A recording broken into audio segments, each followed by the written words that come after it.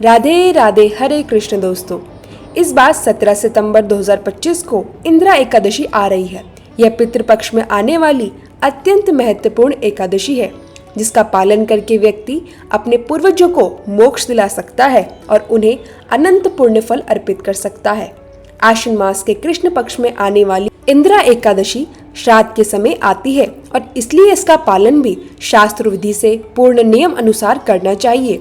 हमारे शास्त्रों में वर्णन आता है कि अगर किसी की मृत्यु एकादशी के दिन हो जाती है तो उनका श्राद्ध क्रिया एकादशी के दिन ही करना चाहिए, क्योंकि इस दिन पितृगण भी अनियुक्त भोजन स्वीकार नहीं करते। इसलिए श्राद्ध द्वादशी के दिन या फिर सर्वपित अमावस्या के दिन करना चाहिए।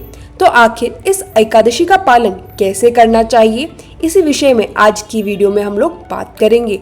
इस बार एकादशी आ रही है 17 सितंबर 2025 बुधवार के दिन और इसका पारण होगा अगले दिन यानी 18 सितंबर 2025 गुरुवार को सुबह 6:12 से 10:18 के बीच।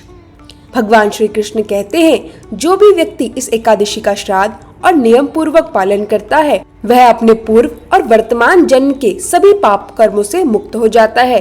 एकादशी से एक दिन पहले यानी दशमी तिथि को सूर्यास्त से पहले भोजन कर ले, फिर अपने हाथ, मुख और दांत अच्छी तरह साफ करके मन और इंद्रियों को संयमित करें।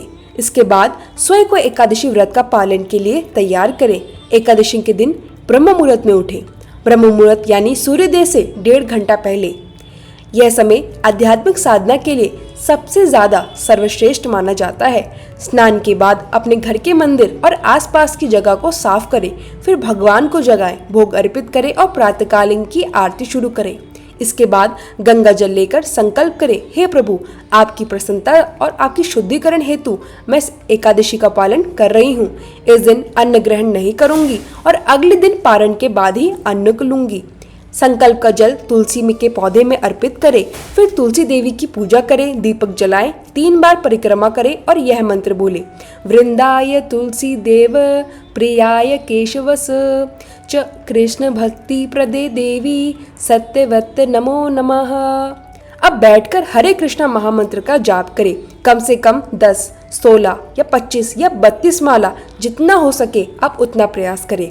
फिर एकादशी कथा सुने और दिन में श्रीमद् भगवत गीता का पाठ करें।